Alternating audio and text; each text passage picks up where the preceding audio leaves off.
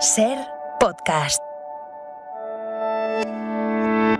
Estamos a las puertas de un cambio de tiempo que dejará lluvia en prácticamente todo el país, pero especial atención entre mañana por la tarde y en la tarde del lunes en la Comunidad de Madrid, Castilla-La Mancha. Detrás de palabras como estas, las del meteorólogo de la SER Jordi Carbó, Crónica 24/7.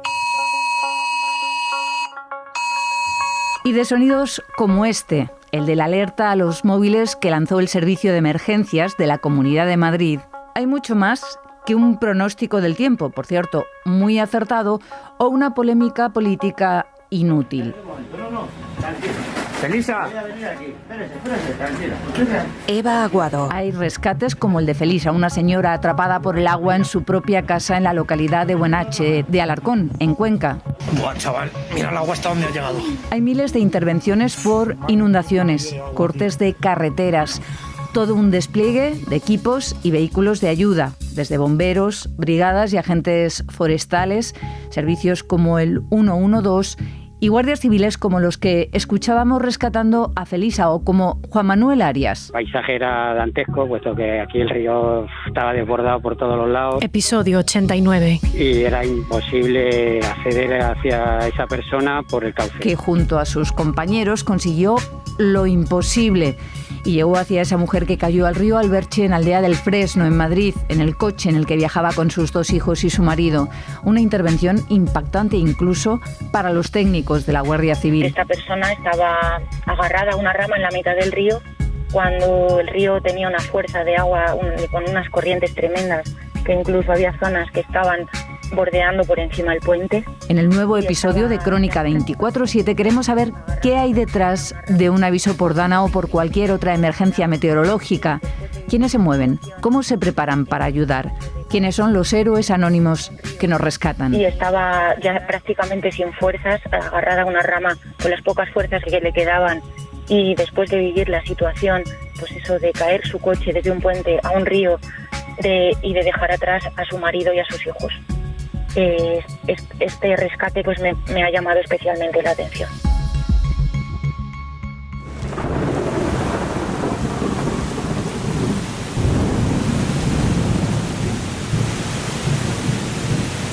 Los héroes de la Dana. Por Elisa Muñoz. Casas completamente destrozadas, agua cayendo entre los vagones del metro, hospitales encharcados, trenes parados durante horas. Pese a las advertencias, hace una semana mucha gente no podía imaginar lo que iba a suponer el paso de la Dana por España. O sea, la zona baja del pueblo está totalmente devastada. Hay gente que lo ha perdido absolutamente todo. O sea, no os podéis hacer una idea de los coches apilados en esquinas de calles, dentro de las casas, han tenido que quitar coches, dentro de las piscinas, todo está lleno de fango, o sea, es impresionante, no puedes andar por la zona baja del pueblo sin unas gotas de agua, es que es imposible. Virginia vive en el Álamo, al suroeste de Madrid, la zona más afectada por el temporal. La famosa alerta al móvil del domingo a mediodía pedía a los ciudadanos que no salieran de sus casas si no era necesario y que evitaran coger el coche. Se acababa de activar la fase 1 del Plan Especial de Protección Civil. Con ello, todos los servicios de emergencias de la Comunidad de Madrid estaban preparados, estaban alerta ante lo que pudiera llegar. Las tormentas, como vimos el domingo, se concentraron ya por la noche en la zona suroeste de la región, con lo que se hizo fue una redistribución de los recursos. Numerosos parques de bomberos de la Comunidad de Madrid estuvieron apoyando a los parques de la zona suroeste, como el de Aldea del Fresno. Además, fueron activadas las brigadas forestales y los agentes forestales, también el ERIBE. El protocolo establece 3 niveles. El temporal de Filomena o la erupción del volcán de La Palma, por ejemplo, eran emergencias de nivel 2. Pero el pasado domingo la Comunidad de Madrid estaba en 1 y por la noche comenzaron las incidencias. Silvia se subió a la parte más alta de su casa, en el Álamo, junto a su madre de 78 años. La parte de abajo ya estaba completamente inundada. Los nervios ya se apoderaron de nosotros. Nosotros ya solo podíamos gritar socorro. No, el caso es que la policía pudo llegar a mi valla, que fue la única valla que quedó de pie en toda la calle. Y bueno, pues pudimos saltar, de alguna manera decirlo, nadar entre el lodo y bueno, pues poder salir. El perro, bueno, me decían que lo dejase, pero obviamente no me iba a dejar el perro. Lo salimos como pudimos con una soga, mi madre fueron con tres policías y la sacaron en volandas a la mujer. El caso es que bueno, hemos perdido absolutamente todo, el coche, la parte de abajo de casa está, el patio, todo. Dentro de lo que cabe no nos podemos quejar, entre comillas, porque hay gente que bueno, pues que las fachadas, todo lo ha perdido. La peor parte del temporal se la han llevado pueblos como Villamanta o Aldea del Fresno, en Madrid. En esa zona estaba de guardia esa noche el agente de la Guardia Civil, Juanma Arias, cuando recibieron un aviso. Había una mujer pidiendo ayuda en el río Alberche, totalmente desbordado. Nos desplazamos entre fango, zarzas, raíces, íbamos a mitad de los árboles, o sea, muchísima maleza, con el agua al pecho. La persona a la que íbamos a rescatar no tenía ningún dispositivo con luz, a lo cual no la podíamos físicamente saber dónde estaba. La voceábamos para que nos diera gritos y la viéramos para que hasta el fin, pues gracias a ella, a sus voces, pues conseguimos llegar a su altura. Y cuando por fin llegaron hasta ella, les contó que había tenido un accidente con toda la familia.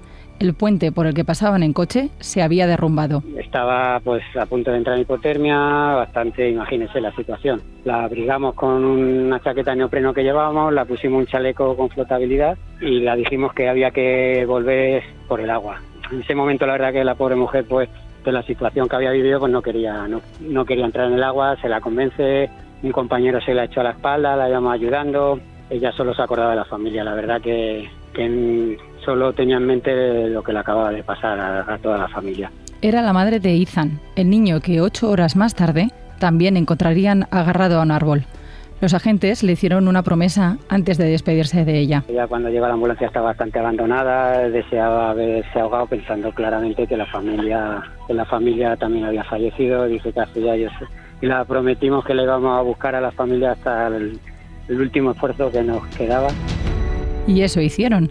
Poco después localizaron a su hija de 14 años y gracias a las indicaciones de las dos, dieron con el niño. De un lado hace la búsqueda la Guardia Civil y del otro lado nos encontramos que es una finca privada, con lo cual damos aviso al guardés de esa finca por conocer muy bien el terreno y le damos una serie de instrucciones más o menos de dónde pudiera estar él. Es esta persona la que se dirige inmediatamente al lugar y a través de voces de auxilio logra que el niño le escuche y logra localizarle subido en un árbol, en una rama agarrado. Para seguir buscando a los desaparecidos de esta tragedia, el operativo ha ido cambiando a lo largo de la semana. Lo explica Ana Martín, portavoz de la Guardia Civil. Nos estamos encontrando una orografía muy compleja desde el minuto cero, pero también muy cambiante, porque es verdad que a partir del lunes ya empezó a hacer muchísimo calor y donde empezamos a trabajar en un medio acuático, ahora básicamente desde el lunes es todo unidades a pie y por tierra porque ya el caudal del río ha disminuido mucho. Por ejemplo, participan los compañeros de montaña, tenemos también agentes del Seprona, tenemos guías especializados con perros de búsqueda y también con un perro que detecta restos cadavéricos, tenemos la unidad de seguridad ciudadana también, tenemos a los compañeros de tráfico también dando protección a las numerosas carreteras que rodean el municipio, porque con la caída de los puentes ha habido que cortar muchas carreteras. Luego en el agua tenemos a los buceadores de Guardia Civil que van rastreando pues un poco más en profundidad y se están encontrando pues con un río muy sucio, con muchísima corriente en algunas zonas y con una cantidad pues tremenda de escombros, de ramajes, de árboles, incluso en el agua. Y luego en el aire, haciendo la búsqueda aérea, tenemos el servicio aéreo también. Pero hay otros muchos héroes de esta dana. En Escalona, Toledo, Roberto habilitó el pabellón municipal en el que trabaja para atender, con la ayuda de la Cruz Roja, a todos los vecinos afectados. Gente subida a los tejados, de repente se encuentran con una crecida de río Alberche que ha sido inesperada, personas mayores... Y los bomberos evacuando a la gente con barcas por mitad de las calles, que no eran calles, eran ríos. La solidaridad siempre sale a flote, por mucho que llueva. Virginia lleva una semana ayudando a sus vecinos en el Álamo. Claro, aquí han pillado las fiestas del pueblo, entonces las peñas han estado haciendo cuadrillas para ir a ayudar. Ayer en casa de mi amiga Silvia aparecieron, pues bueno, chavales de aquí del Álamo, bueno, pues vinieron con 25 o 30 personas a ayudarnos a casa. O sea, de verdad que yo ayer lloraba de la alegría de decir, o sea, vivir esto es bonito, ¿sabes? Al final, dentro del fango que nos está comiendo, el que nos podamos retroalimentar con esto es precioso. O sea, es lo único bonito que estamos teniendo, la verdad. Eso sí, nunca olvidará lo que está viviendo estos días. Siempre piensas que no te va a pasar algo así, siempre lo ves en la tele, en Florida, ¿no? Y piensas que nunca va a pasar y nos ha pasado. El pueblo está desolado, es horrible, la verdad, es una pesadilla,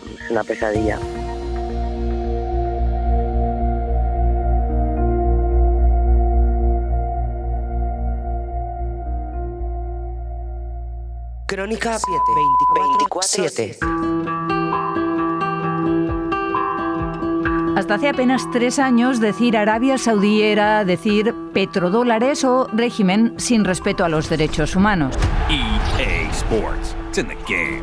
En muy poco tiempo, algo ha cambiado y desde hace unos meses decir Arabia Saudí, es decir, fichajes de récord por estrellas del fútbol en retiro. Como Cristiano Ronaldo, por el que el equipo Al Nassr ha pagado 200 millones de euros. Pero estos últimos días hablar de Arabia Saudí es hablar ya del principal inversor de una de las joyas de la corona del empresariado español, de Telefónica. La empresa se ha puesto en contacto con el gobierno ayer. Como admite la vicepresidenta Nadia Calviño, el grupo saudí STC se ha convertido, por sorpresa, en el principal accionista de la compañía española de telecomunicaciones. Y aunque el gobierno ha tardado un segundo en asegurar que no viene a controlar, viene a invertir, ha transmitido el carácter amistoso de la operación. El Ejecutivo también ha añadido que van a cuidar los intereses estratégicos de España. Por si acaso, porque todos, políticos, economistas, analistas españoles, europeos, se preguntan a qué viene Arabia Saudí. ¿Por qué ahora quiere jugar casi a ganar la Champions? Quiere tener un papel protagonista dentro y fuera del campo de fútbol. Arabia quiere jugar la Champions. For too long, humanity has existed within dysfunctional and polluted cities that ignore nature. Esto es The Line. A revolution in civilization is taking place. Un proyecto faraónico que simboliza lo que Arabia Saudí quiere llegar a ser. Por Pablo Morán. The Line will be home to 9 million residents and will be Es el proyecto de una megaciudad futurista y sostenible para 9 millones de personas construida en medio del desierto. Designed by world-leading architects. The line is 500 meters tall. Hay dudas sobre su viabilidad, pero tan solo la idea es una declaración de intenciones. The Line, the city that delivers new wonders for the world.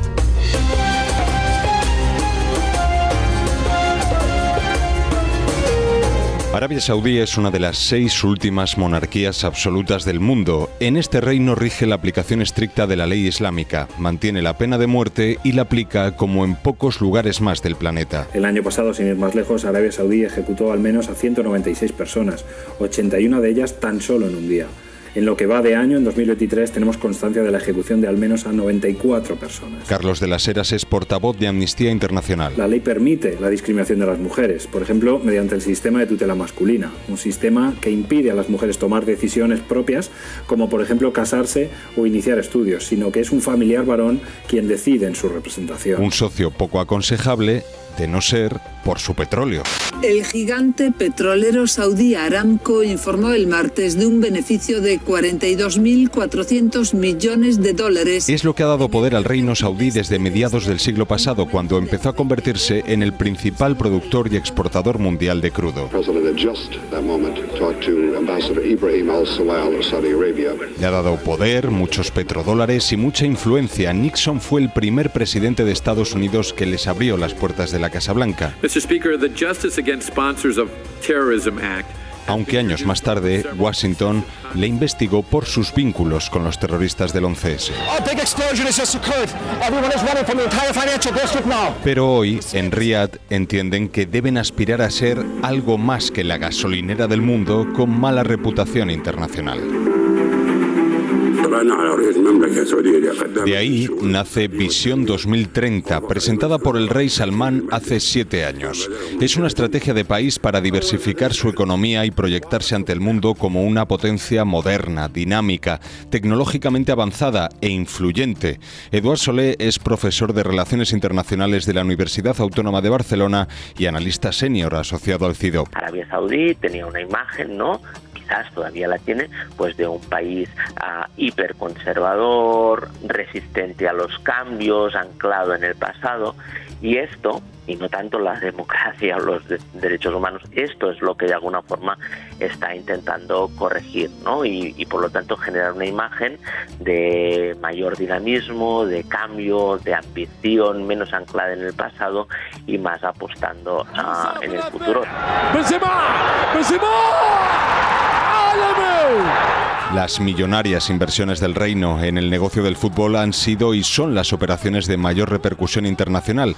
De España se han llevado la Supercopa. Las 3 próximas ediciones serán en Arabia Saudí. Grandes estrellas como Cristiano Ronaldo o Benzema y jóvenes promesas como el canterano del Celta, Gabri Veiga. Para mí el Celta lo es todo, ¿no? Es mi casa, lo ha sido todo este tiempo, lo es y lo va a ser para siempre. Pero el abanico de sectores en los que Riad ha mostrado interés es amplio, entre ellos el tecnológico, en el que se enmarca la operación de entrada en Telefónica. Todas las apuestas tecnológicas en esos países del Golfo que han tomado esta misma dirección, Emiratos, Qatar, Arabia Saudí, han hecho una clara apuesta por la tecnología, la modernización. Se haya fijado en Telefónica, se haya fijado en España, pues de alguna forma, aunque sea indirectamente, pues es un reconocimiento de un cierto papel tanto del país como de la empresa, que buscan beneficios, y eso es clarísimo, pero también en la medida en que se asientan como accionistas en esas grandes empresas,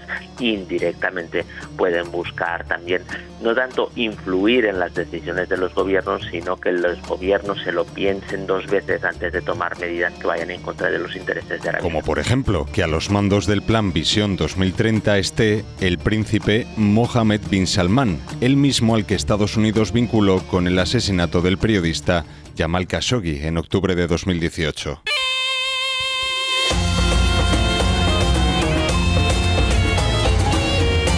A Arabia Saudí ya le han abierto las puertas de los BRICS, pero la estrategia busca beneficiarse de más estabilidad en Oriente Medio. De ahí algunos de los recientes movimientos de los saudíes, como buscar la paz en la sangrienta guerra de Yemen, restablecer relaciones con Irán, intentar reintegrar a Siria y a Bashar al-Assad en el tablero internacional. Siempre ha aspirado, ¿no?, a tener un papel de reconocimiento en la región como una potencia, como un cierto líder de toda la región, o al menos de parte de ella. Y dentro del Golfo, que el Golfo Pérsico, pues, digamos, es una subregión dentro de Oriente Medio, siempre se había pensado a sí misma como no ya una potencia regional, sino como el hegemón, el hermano mayor, aquel a quien nadie le podía toser y a quien todo el mundo debía rendir pleitesía. O más allá.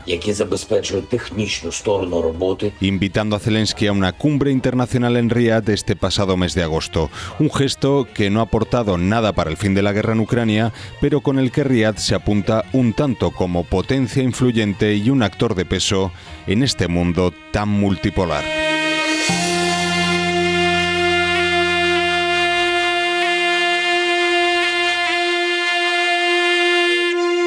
Crónica 24/7. Rápida, original, exigente, una pionera de la comunicación en radio y televisión, muy respetuosa con el público, menos con los poderosos que le querían pasar por encima. Y esta cadena va lentamente, pero ha ganado mínimo 4 o 5 puntos. Y tú has perdido 6. Se dirigía así María Teresa Campos, contundente, a Paolo Basile, entonces el jefazo de Telecinco. Se jactaba ante él de haber recuperado audiencia en Antena 3, mientras la cadena, de la que se había ido, la perdía. También dicen de la Campos que escuchaba muy bien y se adaptaba mejor de inventar el magazine en tele a perrear divertida con Broncano.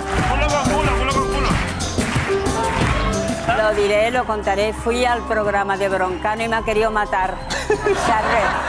Se ha retirado en el momento que me iba a echar encima. Hombre, claro, cuando he visto ya que perdía más fuerza, yo es que ya también me estaban quemando los cuádriceps, ¿eh? En el Crónica 24/7 de hoy preguntamos y escuchamos a algunas de las personas que han compartido mesa con María Teresa Campos. ¿Cómo era trabajar con la Campos? Todo lo que ves era Campos, por Mariola Lourido. Pasa la vida, Pasa la vida fue el programa de televisión española de los 90 que convirtió a María Teresa Campos en la reina de las mañanas televisivas. Allí se estrenó en tertulias la periodista y escritora Carmen Rigalt. Le preguntamos cómo le explicaría a una joven reportera qué aportó la Campos. Porque claro, una periodista joven entiendo que es una de estas chicas que van por Twitter y lo tienen más difícil para entender, pero yo creo que Teresa ha aportado tanto a la televisión que la sociedad en general tiene que entenderla y ver su universalidad. Para Rigalt, en realidad fue la reina de los mares, hizo lo que le dio la gana y vivió intensamente. Dice que su tele era nueva, fresca, espontánea y lo mejor... Y mucho directo, porque lo fuerte de Teresa siempre fue el directo. No se achantó ante un directo ni loca.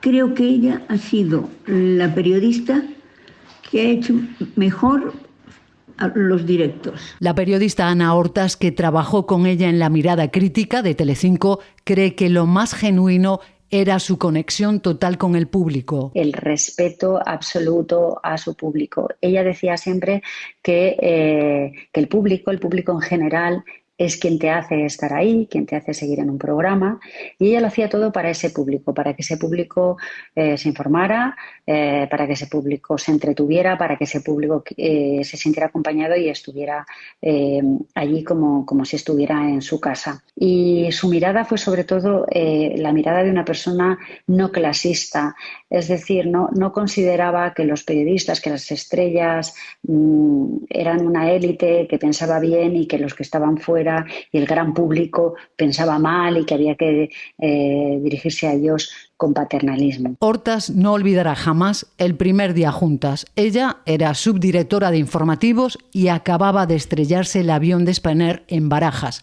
No podía atender a la gran estrella de la televisión. Se sentó en una silla allí cerca de la entrada, me esperó durante una hora y media o dos con algunas personas que siempre la acompañaban a ella y con las que íbamos a trabajar en la mirada, y me hizo sentirme tranquila para que pudiera terminar de hacer mi parte del trabajo y luego sentarme con ella. Comprendió perfectamente lo que era el trabajo informativo, no fue diva en absoluto, no se puso ella por encima de la noticia, sino todo lo contrario. A María Teresa Campos le persigue la leyenda de mujer de armas tomar y exigente. ¿Era una mujer de carácter? Pues claro que sí. Cuando algo salía mal se enfadaba muchísimo consigo misma porque no haber visto esto, no haber previsto lo otro, no tener más medios para hacer cosas que ella hubiera querido hacer. Ella tuvo además que sobrevivir en la jungla y lo hizo. De todas formas, eso no significa que fuera dictatorial o impositiva. Era su forma de expresarse y si tenía luego que pedir disculpas porque se había pasado, las pedía sin ningún problema. Y le cantaba las verdades, yo creo que especialmente a los de arriba, mucho más que a los de abajo. Para la periodista de la cadena SER Pilar Falagán, María Teresa Campos empezó siendo su jefa de informativos en Radio Cadena Española. De eso hace más de 40 años. Fue el inicio de una gran amistad. Ella estaba sola, absolutamente sola en Madrid, y a mí no me parecía justo que después del trabajo se fuera sola a su casa, así que fue natural que si era mi amiga yo le presentara a mis amigos, a mi familia, ella a la suya, y hemos seguido siendo amigas hasta el final. Desde Málaga llegó sola a Madrid con sus 2 hijas adolescentes y acabó comiéndose la capital. Era una mujer alegre, divertida y generosa.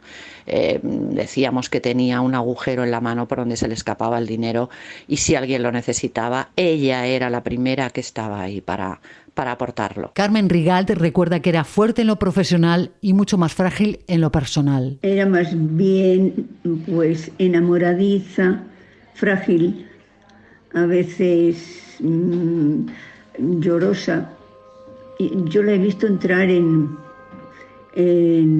plató sin haberse mirado los papeles y acabar de romper con un novio del que después se amigó, pero en fin, ella entraba llorando y llorando contó lo que tenía que contar sin haber leído una sola línea de la información que tenía que dar. Y le divierte recordarla en algunas situaciones. En momentos muy puntuales no se atrevía a ir sola, necesitaba agarrarse del bracete de un señor.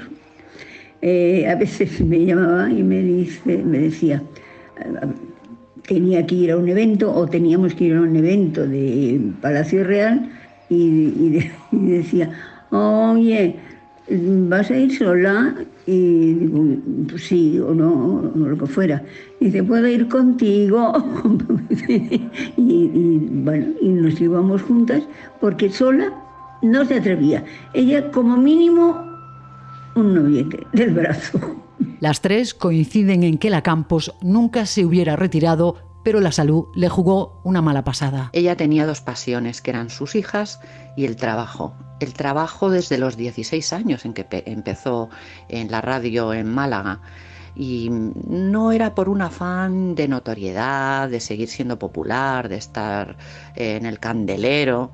Yo creo, mi impresión es que ella no sabía estar sin trabajar. Esa era su vida y eso es lo que quiso seguir haciendo hasta el final y no pudo. Ella no veía el fin de su trabajo porque ella creía que todavía podía ofrecer algo hasta el último día. Ella decía, ¿qué voy a hacer en casa? Quedarme aquí sentada y sin hacer nada. Y yo creo que hubo un público quizá distinto al que tenía hace unas décadas, pero sí que había un público y una conexión con un público que todavía se ponía ante la pantalla para ver a Teresa. Eso es complicado. Yo creo más bien que no la dejó retirarse la naturaleza, la salud, la mala salud que tenía últimamente y el poco tacto que tuvo con ella al final Basile.